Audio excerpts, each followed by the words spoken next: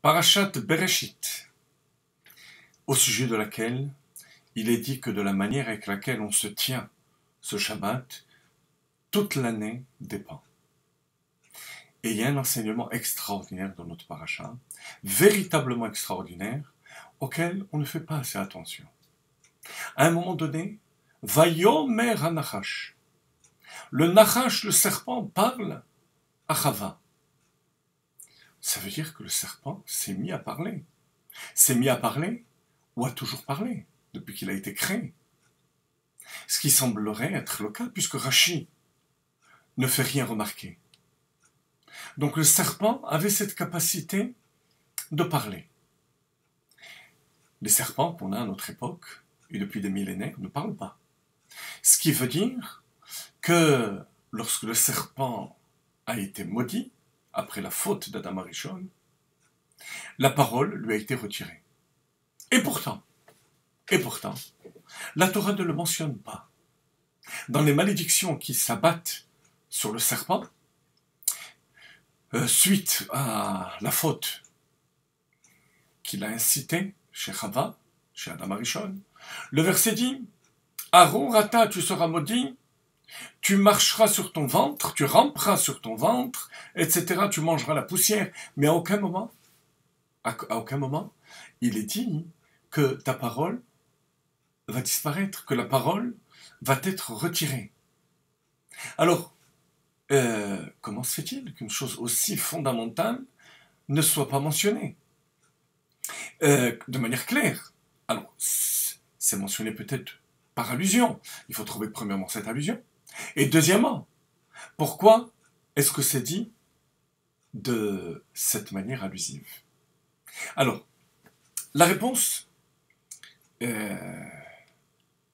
la suivante.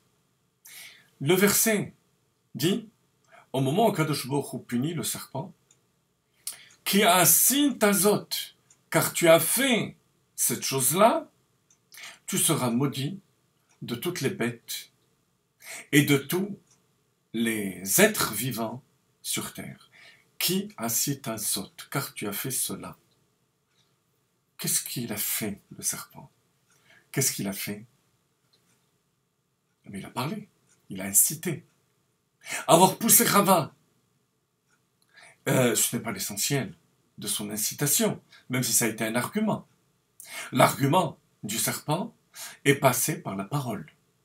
C'est de là que Rashi et nous-mêmes, on est capable de déduire que la parole lui a été retirée par malédiction.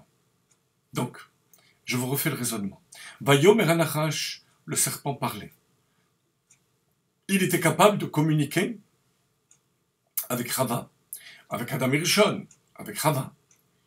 Et au moment où il est maudit, le pasuk dit « Ki asit azot » car tu as fait cette chose-là. Qu'est-ce que c'est « car tu as fait cette chose-là » Parce que tu es incité par la parole, tu vas être maudit, d'après le principe de Mida Keneged Mida. On sait qu'Akadosh Baruch Hu punit toujours en fonction de la faute qui a été commise. Puisque la faute a été commise par la parole, la parole va être retirée. Voilà l'allusion que la Torah met en place, pour nous faire comprendre que l'absence de parole chez le serpent est conséquente à sa faute. Maintenant, pourquoi est-ce que la Torah nous l'enseigne de cette manière? C'est ça la question, la véritable question de fond. Tout simplement, pour qu'on comprenne que tout dans le monde est un problème de potentiel. Akadosh Baruch Hu a donné au serpent un potentiel exceptionnel. Une intelligence au-delà de toutes les bêtes, au-delà de tous les êtres créés. Et cette intelligence est comparable à celle de l'homme. Il est capable de parler. Mais qu'est-ce qu'il en a fait? Il a utilisé pour le mal. Lorsqu'Akadosh Baruch Hu nous donne un potentiel, chers amis, et qu'on ne l'utilise pas dans le bien, qu'on l'utilise dans le mal, on tombe plus bas que tous ceux qui n'avait même pas ce potentiel. C'est ce qui va se passer avec le serpent. Nos maîtres disent que le serpent est tombé plus bas même que toutes les bêtes, du fait qu'il n'est même pas capable de pousser des cris. Il n'y a que des sifflements. Ve'ata teshufenu akev, Rachid dit siffler, il n'est même pas capable de faire des bruits qui vont lui permettre de communiquer plus aisément comme les autres bêtes. Plus on est haut et plus on tombe bas. C'est ce que la Torah veut nous faire comprendre. Et à travers ce principe au niveau négatif, nous faire comprendre dans le sens positif. Qu'on est capable aussi de remonter aussi haut qu'on est tombé bas. Et ça aussi la Torah nous le montre.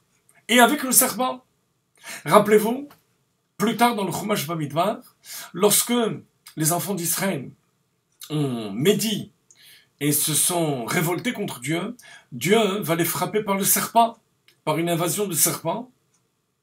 Et comment vont-ils guérir des morsures des serpents? En regardant le serpent.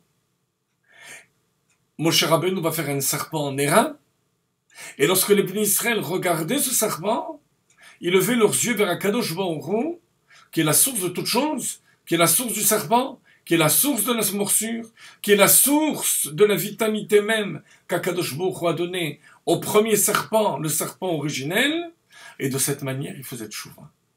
Voilà le principe de la Parashat Bereshit. Parashat Bereshit nous enseigne que le potentiel le plus haut peut amener l'homme à la descente la plus vertigineuse. Inversement, la descente la plus vertigineuse peut nous élever au cime de l'élévation spirituelle. C'est l'enseignement de Chet Hetzadat, de la faute originelle et de son tikkun.